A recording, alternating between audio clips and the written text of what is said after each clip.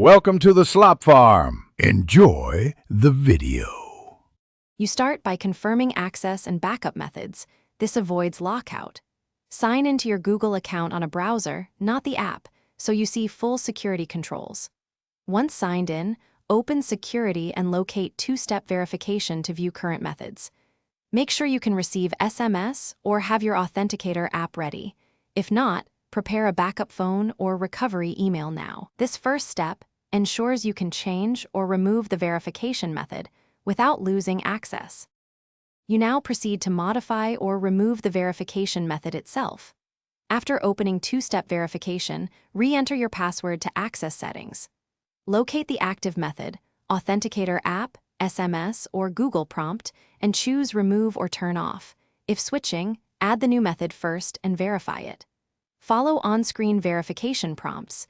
You may need to enter a code or tap your device. Make sure the new method works by signing out and signing back in to test the change immediately, so you don't get locked. Once done, update backup options, generate new backup codes, confirm recovery email and phone, and remove old devices. You should revoke app passwords and update third-party app access if you disabled two-step verification. If something goes wrong and you're locked out, use stored backup codes or the account recovery flow. Explain who you are with accurate account creation details.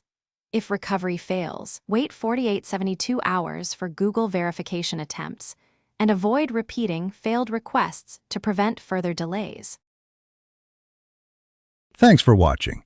Consider subscribing if we helped you today.